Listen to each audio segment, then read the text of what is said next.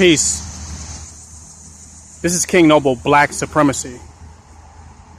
And with this particular video, I want to talk about issues that I have with the Black Hebrew Israelites. I'll call it the Hebrew Israelites versus Black Supremacy Part 2. Dealing with the distinctions. For one, a lot of what the Hebrew Israelites practice have been made up and imposed. A lot of it. Like if you look at the way they dress, nowhere in the Torah does it say you have to look like that. That's for all of the Hebrews. Nowhere in the Torah does it say you have to dress like that. You don't have to look like a WWF wrestler. You don't have to look like a Viking that came after the Hebrew Israelites, a pirate. You don't have to look like a Power Ranger. Nowhere in the Torah does it say that you have to dress like that. And they all seem to dress like that. Some of them don't even make the costumes. They buy these costumes from costume stores supporting white businesses, white establishments, white fabric stores. Some of them just take a sheet and drape it over themselves. Those are your ones that don't have all the money. But it doesn't say you have to dress like that. So that's made up that you have to look like that in this particular society. And you have to ask them, how expedient is that to appear like that in modern day society? How effective is that going to be to appear in that manner? Who's making this shit up as they go along? Second, the Hebrew Israelites claim they don't like Africans. But Israel is somewhat a part of Africa. The continent of Africa. How is it that they are not African? They don't like Africans, but then they admit that Africans sold us into slavery. But if the Africans sold us into slavery, then that means we would have to be in Africa to get sold into slavery in America. Thus meaning that we're Africans and we came for the continent of Africa. And that when we got sold into slavery, we were among those tribes that were in Africa. West Africa. Where they sold the slaves at. This is a fact. So we came from Africa. We were sold into slavery by Africans. So we did come from Africa. So it's just made up. It's just false that we're not Africans. When the Hebrew Israelite is a more ethnic, Afrocentric form of Christianity.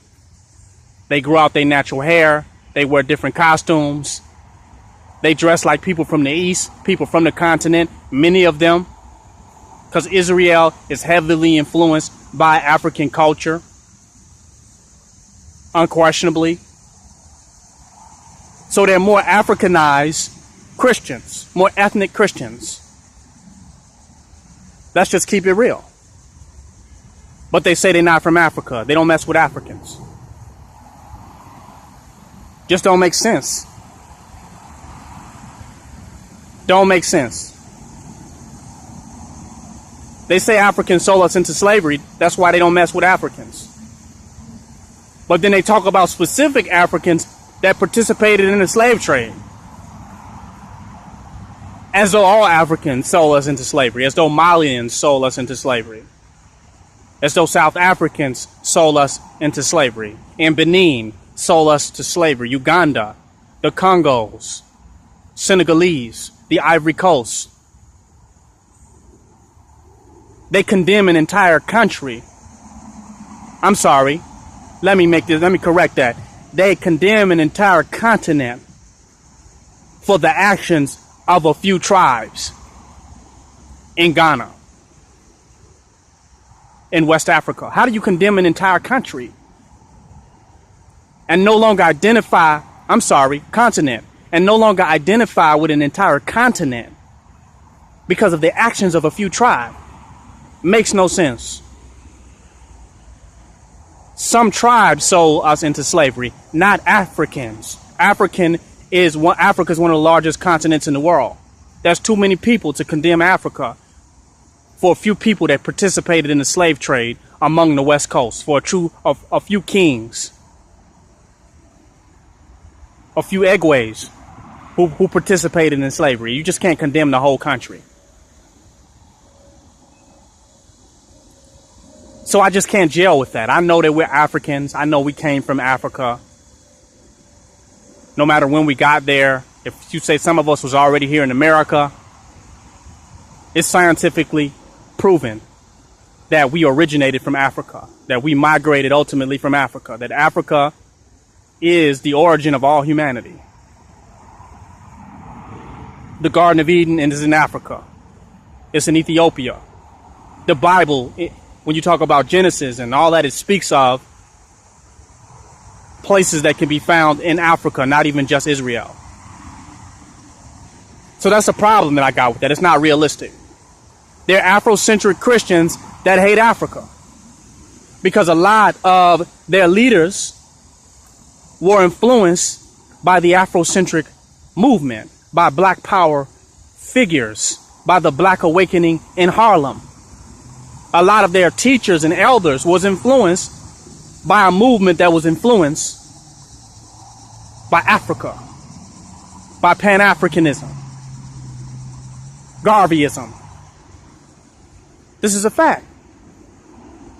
They have the same fiery rhetoric and nationalistic rhetoric as the Black nationalist and Black Power movement that takes its roots up in Africa. Let's just keep it real. But they denounce Africa.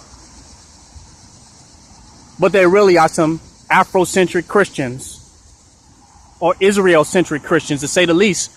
But they don't really follow the culture of Israel, really. They don't really follow the culture of Judaism. They made their shit up. And it's a lot of it is Viking culture. Some Hebrews went back to Israel, learned some language in Israel, went back to the motherland. Don't get it wrong. Some of them have made that journey back over there. But some of them haven't and never will. And never will. But even what moved those Israelites or blacks to go to Israel, to Dimona, was Black nationalistic ideology. Black nationalistic ideology. One minute we Hebrew Israelites, next minute we black. You'll hear him say that the black man is the tribe of Judah, is the Hebrew Israelites. They have been inspired by the Black Power and Black nationalist movement, essentially. But I'll move on from that. But that's an issue I have with the Hebrew Israelites. They're still Christians. They keep talking about the Most High in Christ and waiting on the Messiah. They're Christians when it's convenient. When they're talking to another Christian, they are super Christian. When they're talking to a black nationalist who understands that the white man is the devil, then they sound like a radical. They sound like a revolutionary. They sound like they represent Black Power, and they want to see the end of this enemy's world, and that they want to destroy this devil and destroy this beast. But when they talking to a Christian, they sound like a Christian. Talking about the Most High Christ. Christ is not even a Hebrew word. Let's keep it real. But they're conveniently Christians. And they're nothing but Christians. The Christian is waiting on Jesus to come back. They're waiting on Jesus to come back. They're just waiting on him to come back by a different name. They're waiting on him to come back as Yeshua HaMashiach. Some of them waiting on him to come back as Jesus. Come on. Let's keep it real. So they are still Christians. They're still waiting on salvation to return to the earth to save them. The Christian is waiting on salvation to return to the earth to save them. What's different? They can do nothing for you now. They can't help you cause a revolution right now or cause change right now. They can help you get a job, get reincorporated out back into the system. And then most stand on the corners and preach rhetoric that does not match their real lifestyle, which is living in and according to the Matrix. See, they like superheroes that run in the phone book and put on a Viking attire And then once they do with their superhero posturing, then they just go back to work 9 to 5 like everybody else. Just like everybody else. So they can't really save you. They don't really offer you any salvation.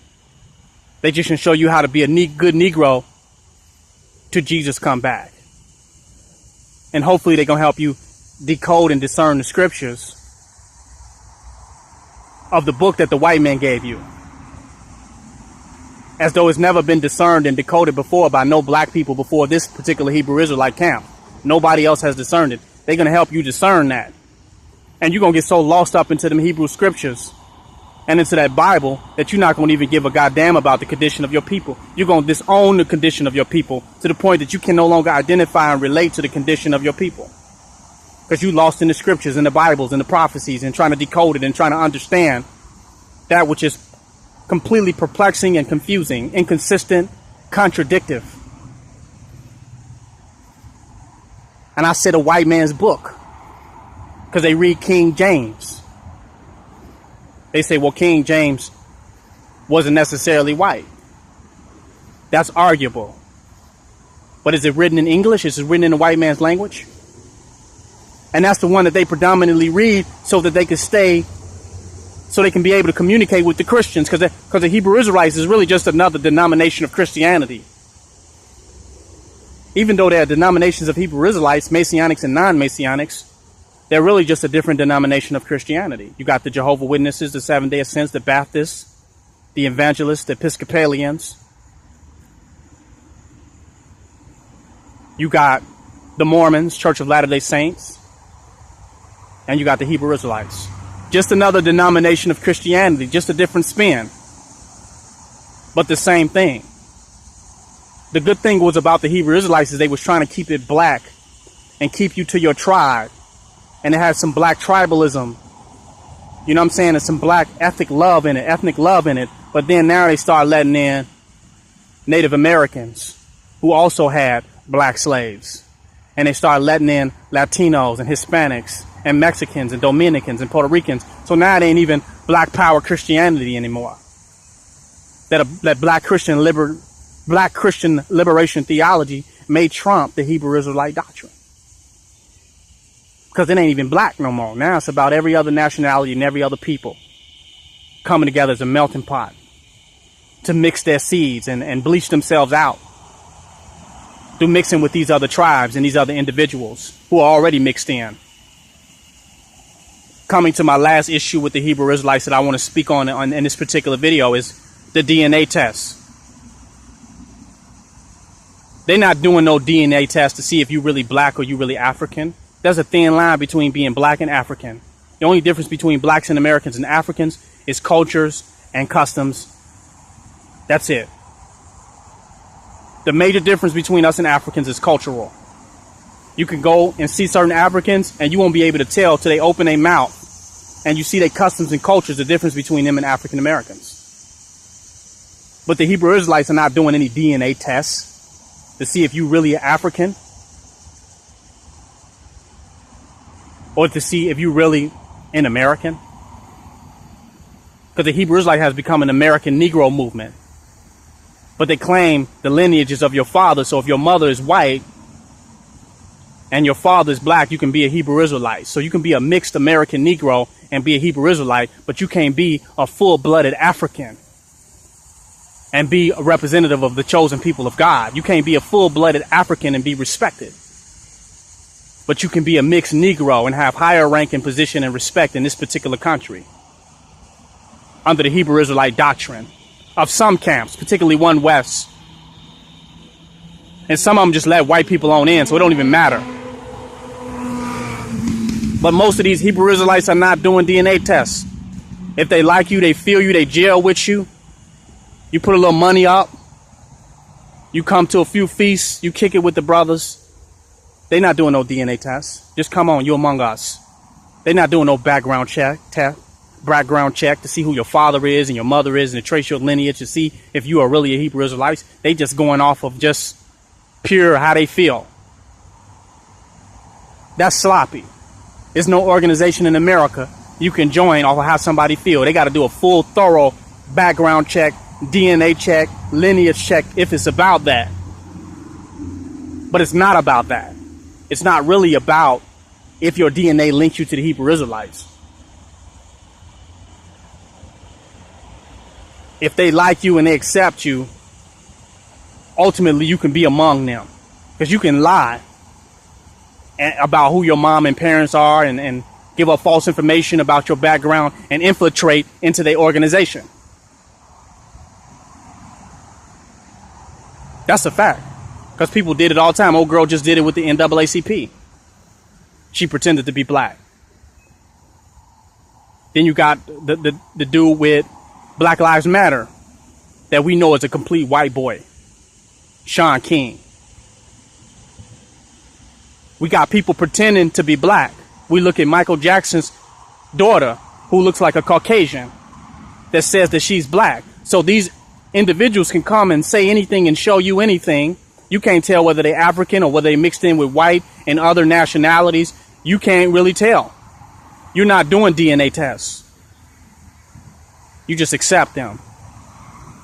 That's disorganized, and that's hocus pocus, and that's spooky. I can't go with that. If you got melanin, goddamn it, it's black supremacy. It's that fucking simple. We ain't got to play no games. We don't got to get confused, make it complex. If you got melanin, goddamn it, black supremacy. If it's melanin in your veins and in your blood, goddamn it, black supremacy. That's the bottom line. We ain't gonna play these games with this tribe and this parent and that parent and this mother and that mother and all. Play these goddamn games. But this is part 2. I had to just touch on them few pieces to show you the distinction between black supremacy and Hebrew Israelites. Just another form of Christianity, still dealing with the Bible, still waiting on the mystery God to come back out of the sky. These are just the facts. Still trying to live by these particular laws in an unlawful world, in an unlawful society. Social workers to get you back in the matrix. And then they use the laws of the white man, freedom of constitution and freedom of speech and all that, and freedom of religion. They use the laws of the system they're against to go out and speak against the system.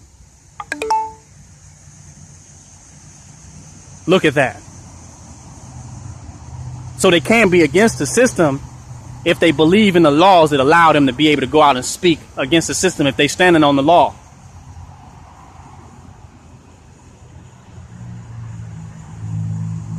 They're just law-abiding citizens. They believe in the system, the government, and free speech. And that they just something that's an institution that's somehow benefiting like every other institution from this corporation that we call America, ultimately. They're not about the destruction and ending of it. They're going to eat good and live it up and go through much fabric as they can till Jesus don't come back.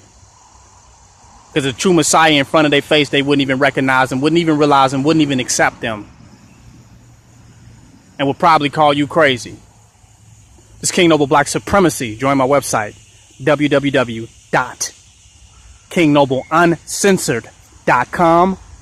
Donate and don't hate. Also subscribe to my Instagram, www.kingnobleuncensored.com. And subscribe to my new YouTube page, King Noble Guru. Subscribe now.